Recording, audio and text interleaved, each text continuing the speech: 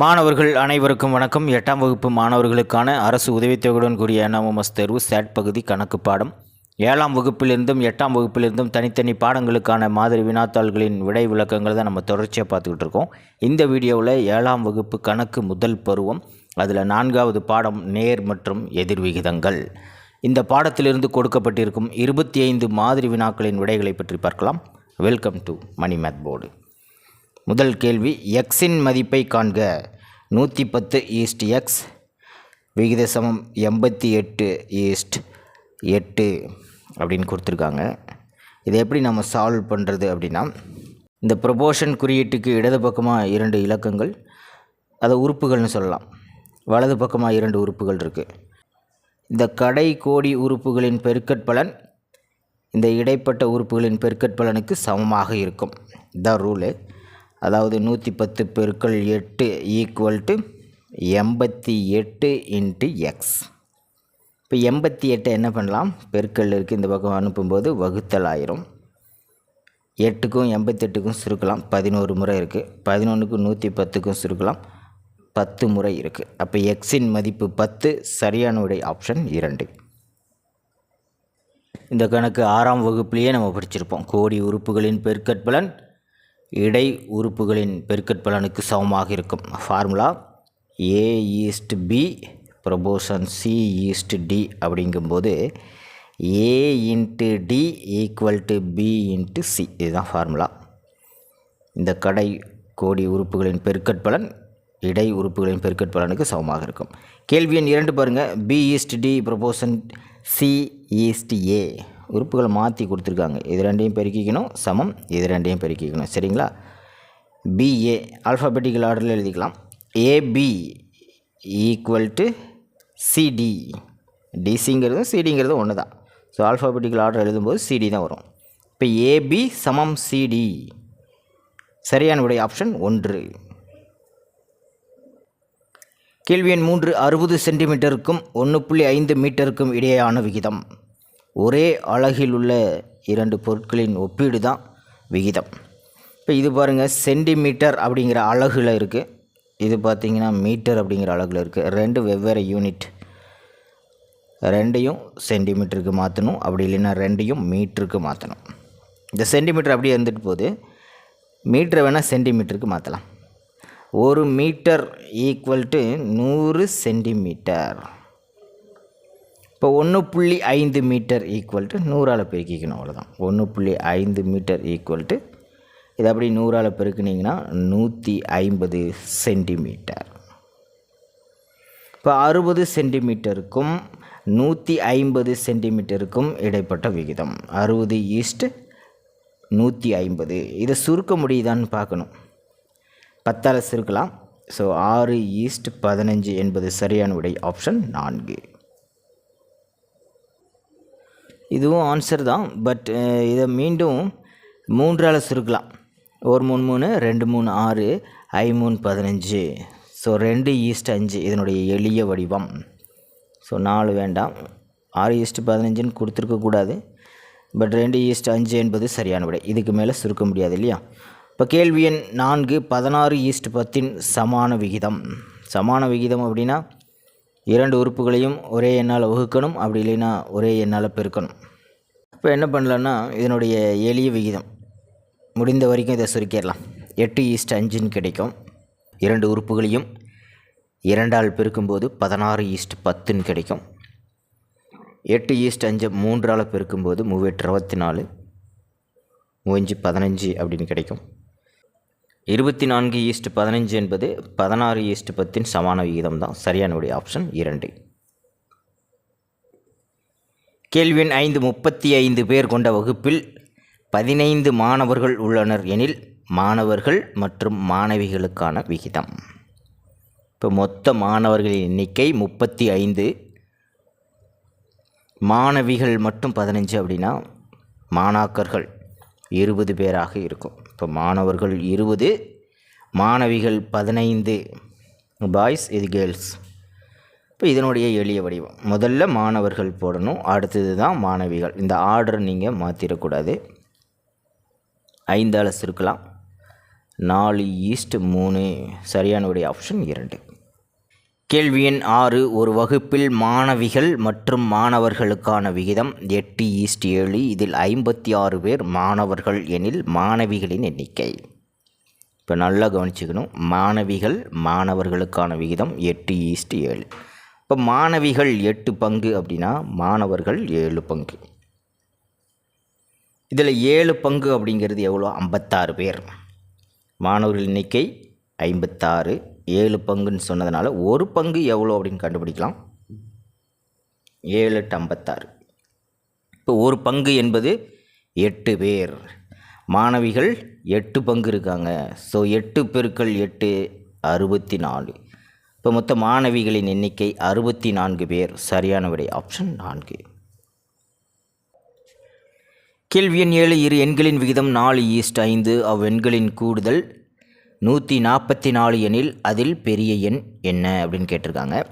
இரு எண்களின் விகிதம், ஒரு எண் 4 பங்கு அப்படின்னா மற்றொரு எண் 5 பங்கு. இதை நம்ம சுருக்கமாக எப்படி போட்டுக்கலாம்னா, இது 4x மற்றொரு எண் 5x அப்படின்னு வச்சுக்கணும்.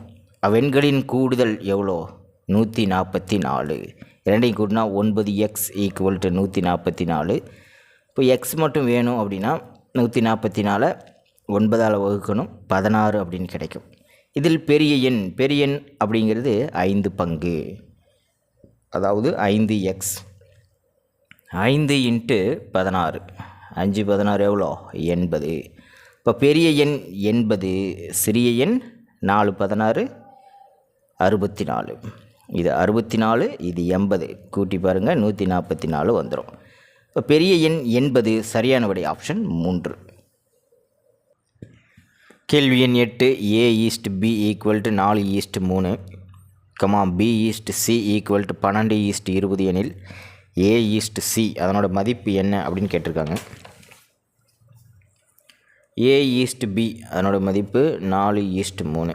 அப்போ A 4 பங்கு, B 3 பங்கு அப்படின்னு அர்த்தம். அடுத்து B:C = 12:20. இதில் B 3 பங்குன்னு பார்த்தோம். ஆனால் இதில் B 12 பங்கு, C 20 பங்குன்னு இருக்குது. இப்போ B ஈக்குவலண்ட்டாக வர்ற மாதிரி பார்த்துக்கணும். இதில் 3 பங்குன்னா இதனோட எளிய வடிவம் கண்டுபிடிங்க. 2 உறுப்புகளையும் 4ஆல் வகுக்கலாம். அப்படி 4ஆல் வகுக்கும்போது 3 12, 5 20. இப்போ B:C என்ற விகிதத்தின் எளிய விகிதம் 3:5. இப்போ பாருங்கள், B 3, இதுலேயும் B 3 அப்படின்னா இப்போ A:C ரொம்ப ஈஸியாக கண்டுபிடிச்சிடலாம். A 4 பங்கு, C 5 பங்கு. இப்போ A:C = 4:5. சரியான விடை ஆப்ஷன் 4. கேள்வி எண் 9. 7:5 விகித சமம் x:x-4 எனில் எக்ஸின் மதிப்பு என்ன? ஃபஸ்ட்டு 2 கணக்கில் பார்த்தோம் இல்லைங்களா, அதே ஃபார்முலா தான். கோடி உறுப்புகளின் பெருக்கற்பலன் இடை உறுப்புகளின், அதாவது நடு உறுப்புகளின் பெருக்கற்பலனுக்கு சமமாக இருக்கும். இதில் கோடி உறுப்புகள் அப்படிங்கிறது 7 × x-4 சமம் நடு உறுப்புகள் 5x. அது ரெண்டையும் பெருக்கிட்டிங்கன்னா 5x. x-4 7 பெருக்கிட்டு இருக்கு. 2 உறுப்புகளையும் நம்ம பெருக்கணும். 7x - 7 28 = 5x. 5x நம்ம இந்த பக்கம் கொண்டாந்துடலாம். 7x 5x இந்த பக்கம் வரும்போது -5x ஆகிடும். -28 அந்த பக்கம் போகும்போது +28 ஆயிரும். 7xல் 5x போயிடுச்சுன்னா 2x. 2x = 28. x = 2ஆல் வகுத்திங்கன்னா 14. இப்போ எக்ஸின் மதிப்பு 14. சரியான விடை ஆப்ஷன் 2. கேள்வி எண் 10. 24 பென்சில்களை 6 குழந்தைகளுக்கு சமமாக பிரித்து கொடுக்கின்றனர். அதேபோல் 12 குழந்தைகளுக்கு தேவையான பென்சில்களின் எண்ணிக்கை எவ்வளவு? 24 பென்சில்களை 6 குழந்தைகளுக்கு சமமாக பிரித்து கொடுக்கின்றனர். இப்போ ஒரு குழந்தைக்கு எவ்வளோ பென்சில் போகும்னா, ஒரு குழந்தைக்கு 4 பென்சில் கிடைக்கும். இப்போ 12 × 4 = 4 12 48 பென்சில்கள் போகும். சரியான விடை ஆப்ஷன் 4. கேள்வி எண் 11. 15 அட்டைகளின் மொத்த எடை 500 கிராம் எனில் அதே அளவுடைய 2.5 கிலோகிராம் எடையில் எத்தனை அட்டைகள் இருக்கும்? அட்டைகளின் எண்ணிக்கை அதிகமாகும்போது அவற்றின் எடையும் கண்டிப்பாக அதிகரிக்கும். இப்போ இவை இரண்டும், இந்த இரண்டு அளவுகளும் நேர் விகிதத்தில் உள்ளன அப்படின்னு சொல்லலாம். நேர் விகிதத்தில் நிலைத்த மாறிலி x/y, இது கண்டிப்பாக ஞாபகத்தில் வச்சுக்கணும். எதிர் விகிதமாக இருந்தால் நிலைத்த மாறிலி x/y. நமக்கு கணக்கில் இரண்டு அளவுகள் கொடுத்துருக்காங்க. அட்டைகளின் எண்ணிக்கை, அட்டைகளின் எடை. அட்டைகளின் எடை கிராமில் எடுத்துக்கலாம்.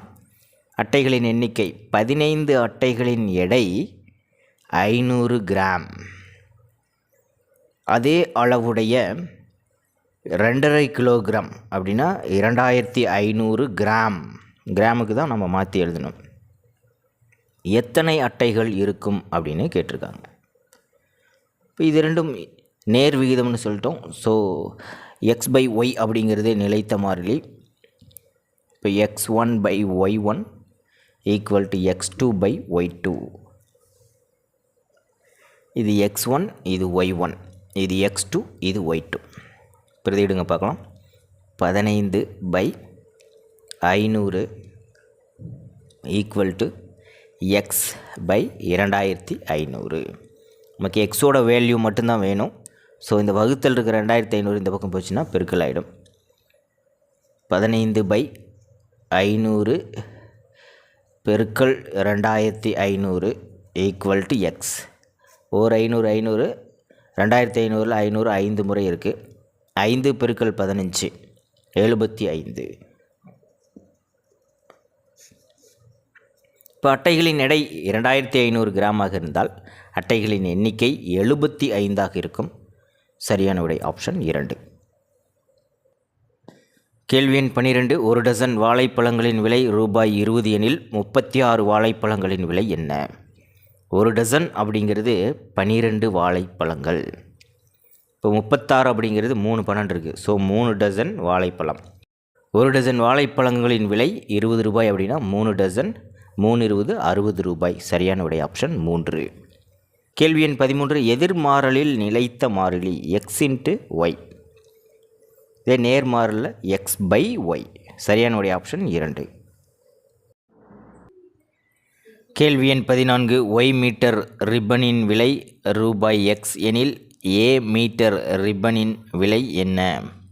இப்போ நமக்கு ரிப்பனின் நீளம், ரிப்பனோட விலை ஆகிய 2 தரவுகள் கொடுத்துருக்காங்க. y மீட்டர் ரிப்பன் எவ்வளோ? x ரூபாய். இப்போ a மீட்டர் நீளமுடைய ரிப்பனின் விலை என்ன அப்படிங்கிறத நம்ம கண்டுபிடிக்கணும். ரிப்பனின் நீளம் அதிகரிக்குதா அல்லது குறையுதா அப்படின்னு தெரில. ரிப்பனின் நீளம் அதிகரிச்சதுன்னா விலையும் அதிகரிக்கும், ரிப்பனின் நீளம் குறைஞ்சதுன்னா விலையும் குறையும். இதுதான் ஃபேக்ட்டு. ஸோ இவை 2 அளவுகளும் நேர் விகிதத்தில் இருக்குதுன்னு சொல்லலாம். நேர் விகிதத்தில் நிலைத்த மாறிலி x/y.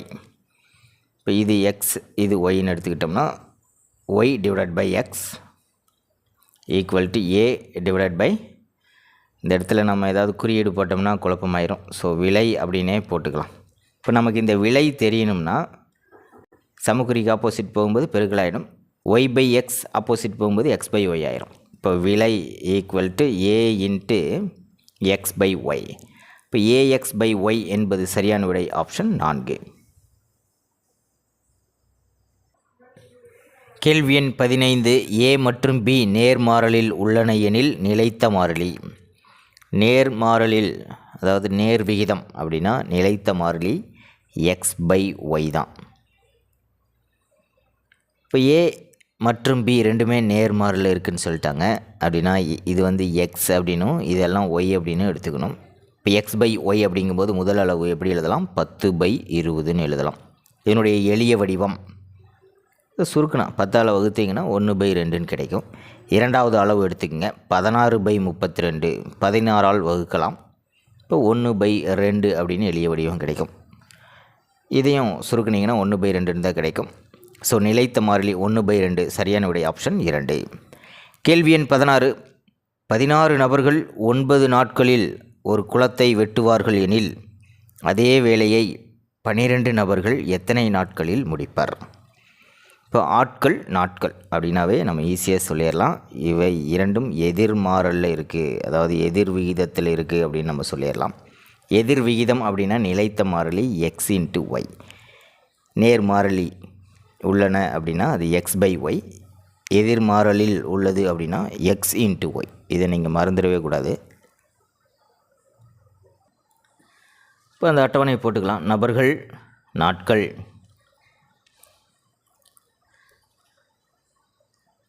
நபர்கள் நாட்கள்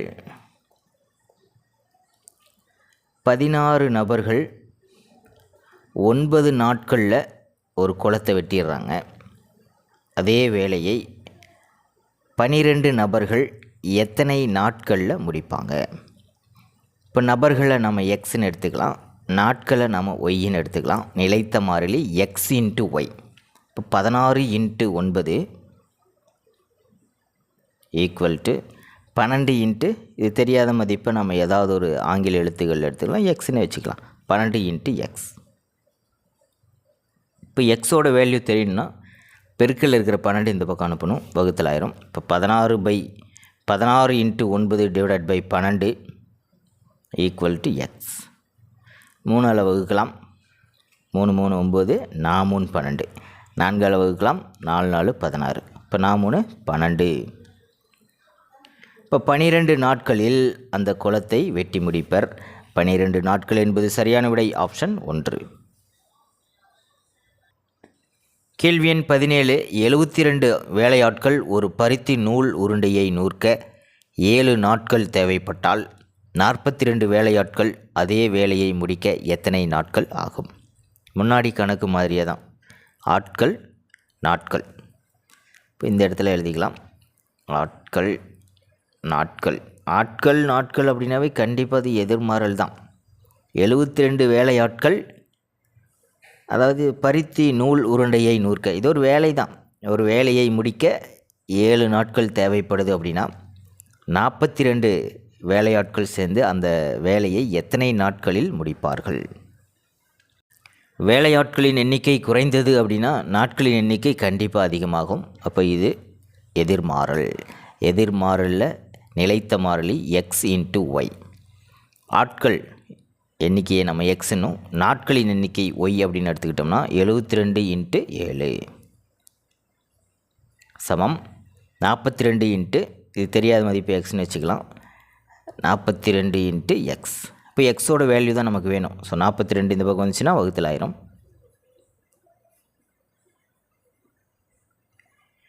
ஒரு 7 6 7 42.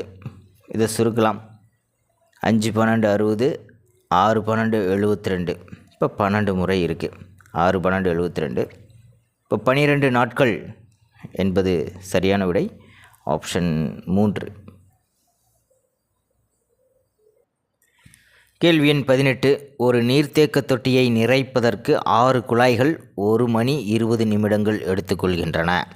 ஒரு குழாயை அடைத்து விட்டால் அதே தொட்டியை நிறைக்க எடுத்துக்கொள்ளும் காலம் எவ்வளவு? 6 குழாய்கள். இப்போ குழாய்களின் எண்ணிக்கை நமக்கு கொடுத்துருக்காங்க, அந்த தொட்டியை நிறைப்பதற்கான எடுத்துக்கொள்ளும் கால அளவு கொடுத்துருக்காங்க. காலம் வந்து பார்த்திங்கன்னா 1 மணி 20 நிமிடங்கள் இருக்குது. நம்ம மொத்தமாகவே நிமிடங்களுக்கு கன்வெர்ட் பண்ணி எடுத்து எழுதிக்கலாம். 1 மணி நேரத்துக்கு 60 நிமிடம் ப்ளஸ் ஒரு 20, 60 20 80 நிமிடம். இப்போ 6 குழாய்கள் வழியாக தண்ணி பாயும்போது அந்த தொட்டி 80 நிமிடங்களில் நிறைஞ்சிரும். ஒரு குழாயை அடைத்து விட்டால், இப்போ 5 குழாய்கள் வழியாக தண்ணி வரும்போது அந்த தொட்டியை நிறைக்க எடுத்துக்கொள்ளும் காலம் எவ்வளவு அப்படின்னு நம்ம கண்டுபிடிக்கணும். இப்போ 6 குழாயில் தண்ணி கொட்டும்போது டேங்க் சீக்கிரமாக ரொம்பிடும். இதே ஒரு குழாயின் எண்ணிக்கை குறைச்சிட்டோம்னா டைம் இன்க்ரீஸ் ஆகும். இப்போ குழாய்களின் எண்ணிக்கை குறையும் போது நீர் நிறைய எடுத்துக்கொள்ளும் காலம் அதிகரிக்கும். ஆகவே இது எதிர்மாறல். எதிர்மாறலின் நிலைத்த மாறிலி எக்ஸ் ஒய். இப்போ இது எக்ஸு இது ஒய்ன்னு எடுத்துக்கிட்டோம்னா 6 பெருக்கல் 80 ஈக்குவல் டு 5 இன்ட்டு எக்ஸ். இப்போ எக்ஸோட வேல்யூ தெரியணும் அப்படின்னா 5 கொண்டு போய் வகுக்கணும். பாருங்கள், வகுத்திங்கன்னா 16, 6 இன்ட்டு 16 96 அப்படின்னு வரும். 96 நிமிடங்கள் எடுத்துக்கும். ஆப்ஷனில் 96 இல்லை. இப்போ அதில் ஒரு 60 மட்டும் கட் பண்ணிட்டிங்கன்னா 1 மணி 36 நிமிடங்கள் அப்படின்னு எழுதலாம். இப்போ 96 நிமிடங்கள் அப்படிங்கிறத 1 மணி 36 நிமிடங்கள்னு எழுத முடியும். ஆப்ஷனில் இருக்குது. சரியானபடி ஆப்ஷன் 1. கேள்வி எண் 19. எக்ஸ் மற்றும் ஒய் ஆனது இந்த இரண்டு அளவுகளும் எப்படி இருக்குன்னா எதிர் விகிதத்தில் உள்ளது எனில் கீழ்கண்டவற்றுள் எது தவறு? இப்போ இரண்டு அளவுகள் எதிர் விகிதத்தில் இருக்குன்னா எப்படி சொல்லலாம்? ஒன்று இன்க்ரீஸ் ஆகும்போது ஒன்று குறையும். ஒருவேளை எக்ஸ் இன்க்ரீஸ் ஆச்சுன்னா ஒய் குறையணும், அல்லது எக்ஸ் குறையுதுன்னா ஒய் இன்க்ரீஸ் ஆகணும். அப்படி இருந்தால் தான் அது எதிர் விகிதம்னு சொல்ல முடியும். பட் தவறான கான்செப்ட் எதுன்னு அப்படின்னு பார்க்கலாம். முதல் ஆப்ஷனில் எக்ஸ் அதிகரிக்கும் போது ஒய் குறைகிறது அப்படின்னா அது எதிர் விகிதத்தில் தான் இருக்குதுன்னு சொல்ல முடியும். எக்ஸ் குறையும் போது ஒய்யும் குறைகிறது அப்படின்னு சொல்லியிருக்காங்க. இப்போ ரெண்டுமே குறையுது அப்படின்னா அது நேர் விகிதம் தான். மூணாவது ஆப்ஷன் எக்ஸ் குறையும் போது ஒய் அதிகரிக்கிறது அப்படின்னா எதிர் விகிதம் தான். இப்போ தவறான கூற்று அப்படின்னா ஆப்ஷன் 2. கேள்வி எண் 20. கீழ்கண்டவற்றுள் எதிர்மாறல் எது? எதிர்மாறல் அப்படின்னா இரண்டு அளவுகளில் ஒரு அளவு இன்க்ரீஸ் ஆகும்போது ஒரு அளவு குறையணும், அல்லது ஒரு அளவு குறையும் போது மற்றொரு அளவு இன்க்ரீஸ் ஆகணும். அதுதான் எதிர்மாறல். மொதல் ஆப்ஷன் பார்த்துடலாம். பொருட்களின் எண்ணிக்கையும் அதற்கான விலையும். இது நேர்மாறல் தான். பொருள்களின் எண்ணிக்கை அதிகமாச்சுன்னா அதற்கான விலையும் அதிகமாக தான் நம்ம கொடுக்குற மாதிரி இருக்கும். இப்போ இது நேர்மாறல், நேர் விகிதம். வேகமும் காலமும் இது கண்டிப்பாக எதிர்மாறல். இப்போ ஒரு குறிப்பிட்ட டிஸ்டன்ஸ் ஒரு 10 கிலோமீட்டர் தூரத்தை நீங்கள் கடக்கணும். 10 கிலோமீட்டர் தூரம் ஒரு பைக்கில் 40 கிலோமீட்டர் வேகத்தில் போகிறீங்க அப்படின்னா ஒரு எவ்வளோ நேரம் ஆகும்? தோராயமாக ஒரு 20 நிமிஷம் ஆகுதுன்னு வச்சுக்கோங்களேன். இப்போ ஸ்பீடை இன்க்ரீஸ் பண்ணுறீங்க, ஒரு 60 கிலோமீட்டர் வேகத்தில் போகிறீங்க அப்படின்னா என்ன பண்ணலாம்? 15 நிமிஷத்துலேயே, அதாவது சீக்கிரமாகவே போயிடலாம். ஒரு குறிப்பிட்ட வேகத்துக்கு அதிகமாக நம்ம போகக்கூடாது, அதுவும் ரொம்ப முக்கியம். இப்போ வேகம் அதிகமாகும்போது காலம் குறையும். இப்போது ஒன்று அதிகரிச்சதுன்னா மற்றொன்று குறையுது. ஸோ இது எதிர்மாறல். இப்போ சரியான விடை ஆப்ஷன் 2. கூலியும் வேலை நேரம், எவ்வளோ நேரம் வேலை செய்கிறாங்களோ அதுக்கேற்ற கூலி கொடுக்கணும். அப்போ வேலை நேரம் இன்க்ரீஸ் ஆச்சுன்னா கூலியும் அதிகமாக தான் நம்ம கொடுக்கணும். இப்போ 2 இன்க்ரீஸ் ஆகுது அப்படின்னா இது நேர்மாறல். இப்போ எதிர்மாறல் என்பது சரியான விடை ஆப்ஷன் 2. கேள்வி எண் 21. 4 பேர் ஒரு வேலையை 12 நாட்களில் முடிக்கிறார்கள். மேலும் 2 பேர் கூடுதலாக சேர்ந்தால் அந்த வேலையை எத்தனை நாட்கள் முன்னதாக முடிக்க இயலும்? பாருங்கள், இதுலேயும் ஆட்கள் நாட்கள் தான். இப்போ ஆட்கள் இன்க்ரீஸ் ஆனால் அந்த வேலையை சீக்கிரமாகவே முடிச்சிடுவாங்க. இப்போ நாட்கள் எண்ணிக்கை குறையும். ஆட்கள் அதிகமானால் நாட்கள் குறையும். பொதுவாகவே ஆட்கள் நாட்கள் அப்படிங்கும்போது அது எதிர்மாறல் அப்படிங்கிறத நீங்கள் ஃபிக்ஸ் பண்ணி வச்சுக்கோங்க. 4 பேர், அதாவது ஆட்களின் எண்ணிக்கை 4, 12 நாட்களில் அந்த வேலையை முடிச்சிடுறாங்க. 2 பேர் கூடுதலாக, இப்போ ஏற்கனவே வேலை செஞ்சாங்கள 4 பேர், இப்போ கூடுதலாக இன்னும் 2 பேர் வராங்க. அப்படிங்கும்போது என்ன பண்ணணும்? ஆட்கள் எண்ணிக்கை 6 அப்படின்னு நம்ம போட்டுக்கணும். இப்போ நாட்கள் எண்ணிக்கை கேட்குறாங்க. இப்போ எதிர்மாறலில் நிலைத்த மாறிலி எக்ஸ் இன்ட்டு ஒய், எக்ஸையும் ஒய்யையும் பெருக்கணும். ஆட்கள் எண்ணிக்கையை நம்ம எக்ஸ்ன்னு எடுத்துக்கணும், நாட்கள் எண்ணிக்கையை நம்ம ஒய்ன்னு எடுத்துக்கணும். அப்போ இதெல்லாம் எக்ஸு, இதெல்லாம் ஒய். இப்போ எக்ஸு ஒய், அப்போ 4 பெருக்கல் 12 ஈக்குவல் டு 6 இன்ட்டு, இது தெரியாத மதிப்பு நம்ம எக்ஸ்ன்னு எடுத்துக்கலாம். இப்போ 6 இன்ட்டு எக்ஸ். இப்போ எக்ஸோட வேல்யூ தெரியணும்னா பெருக்கில் இருக்கிற 6 இந்த பக்கம் வரும்போது வகுத்தல் ஆயிரும். ஸோ இந்த இடத்துல நம்ம வகுத்தல் போட்டுக்கலாம். 1 6 6 2 6 12, 4 2 8. இப்போ 8 நாட்களில் அந்த வேலையை முடிப்பார்கள். சரியான விடை ஆப்ஷன் 2. கேள்வி எண் 22. 6 நபர்கள் ஒரு வேலையை 16 நாட்களில் செய்து முடிப்பர். 2 நாட்கள் கழித்து மேலும் 6 நபர்கள் வந்து சேருகின்றனர் எனில் அவ்வேலையை செய்ய எத்தனை நாட்கள் எடுத்துக்கொள்வார்கள்? இப்போ இதுவும் ஆட்கள் நாட்கள் தான். இப்போ நபர்கள் அந்த வேலையை செய்ய எடுத்துக்கொள்ளும் நாட்கள். 6 நபர்கள் 16 நாளில் செஞ்சு முடிச்சுருவாங்க. இப்போ 2 நாள் கழித்து தான் அந்த வேலையை செய்கிறாங்க அப்படின்னா 2 நாள் கழிஞ்சிருச்சு. ஸோ இது 14 நாளில் அந்த வேலையை நம்ம செஞ்சு முடிக்கணும். இப்போ 6 நபர்கள் 14 நாட்களில் அந்த வேலையை செஞ்சுருவாங்க. 6 நபர்கள் வந்து சேருகின்றனர். இப்போ 6ஓட இன்னொரு 6 பேர் வந்து சேர்ந்துடுறாங்க. அப்போ 12 பேர் சேர்ந்தால் அந்த வேலையை எத்தனை நாளில் செய்து முடிப்பாங்க அப்படின்றது தான் கொஷினு. 6 நபர்கள் 16 நாட்களில் செய்து முடிப்பார்கள். 16 2 நாட்கள் கழித்து அப்படிங்கும்போது இவங்களுக்கு அந்த 2 நாளில் போயிடுச்சு. அப்போ 14 நாள்லேயே செஞ்சாகணும். ஸோ அதனால தான் நம்ம இங்கே 14 நாள் அப்படின்னு நம்ம போட்டிருக்கோம். நாட்கள் அப்படின்னாவே நிலைத்த மாறிலி XY தான். இப்போ இது எக்ஸு, இது ஒய். 6 × 14 = 12 × எக்ஸ். இப்போ எக்ஸோட வேல்யூ தெரியும்னா பெருக்கலாக இருக்கிற 12 இந்த பக்கம் வரும்போது வகுத்தலாயிரும். 1 6 6 2 6 12 2ஆல் சுருக்கினீங்கன்னா 7. இப்போ 7 நாட்களில் அந்த வேலையை செஞ்சு முடிச்சுருவாங்க. சரியான விடை ஆப்ஷன் 3. கேள்வி எண் 23. M = K × N எனில் M-க்கும் N-க்கும் உள்ள உறவு என்ன? மேலும் M = 20 N = 4 எனில் K-யின் மதிப்பு என்ன? இப்போ நமக்கு M = K × N கொடுத்துருக்காங்க. இப்போ K-யோட மதிப்பு அப்படின்னு என்ன பண்ணலாம்? K மட்டும் இந்த பக்கம் வச்சுக்கிட்டு N இந்த பக்கம் கொண்டு வந்துடலாம். அப்போ M/N அப்படின்னு ஆயிரும். M/N அப்படிங்கிறது ரெண்டுமே ஒவ்வொரு அளவுகள். அதனுடைய மதிப்பு Kங்கிறது மாறிலி. இப்போ 2 அளவுகளை வகுக்கும்போது நமக்கு ஒரு மாறிலி கிடைக்குது அப்படின்னா அது நேர் விகிதத்தில் இருக்கும். நேர் விகிதத்தில் நிலைத்த மாறிலி x/y = K. இதை நம்ம படிச்சிருப்போம். ஒரு முறை NMS தேர்விலே கேட்டிருந்தாங்க. நேர் விகிதம்னா x/y = K, எதிர் விகிதம்னா x × y = K. இப்போ நேர் விகிதம்னு கண்டுபிடிச்சிட்டோம். எவ்வளோ அப்படின்னு கண்டுபிடிக்கலாம். M 20. இப்போ 20/4 therefore 5. இப்போ நேர் விகிதத்தில் இருக்கும் K-வோட மதிப்பு 5. சரியான விடை ஆப்ஷன் 3. கேள்வி எண் 24. கீழ்கண்டவற்றில் எது எதிர் விகிதத்தில் உள்ளது? எதிர் விகிதத்தில் இருக்கிற 2 அளவுகள் எப்படி இருக்கும்னா, 1 இன்க்ரீஸ் ஆகும்போது 1 குறையணும். ஆப்ஷன் 4ல் பாருங்கள். எக்ஸின் மதிப்பு 100 200 300 400ன்னு இன்க்ரீஸ் ஆகிட்டுருக்கு.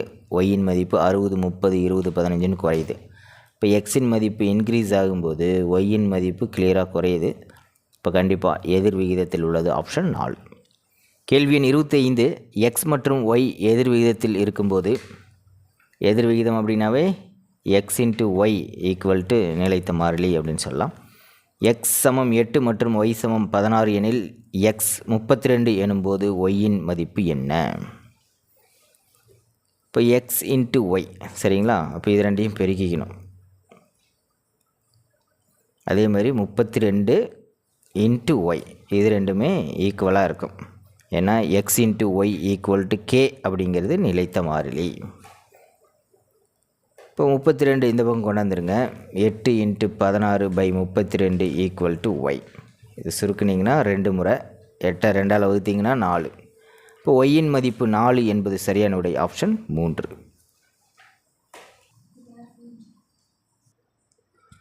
அவ்வளோதான். 7ஆம் வகுப்பு கணக்கு முதல் பருவத்தில் 5வது பாடம் வடிவியல். வடிவியல் பாடத்தில் கொடுக்கப்பட்டிருக்கும் மாதிரி வினாத்தாளின் விடை விளக்கங்களை பற்றி அடுத்த வீடியோவில் பார்க்கலாம். தேங்க்யூ.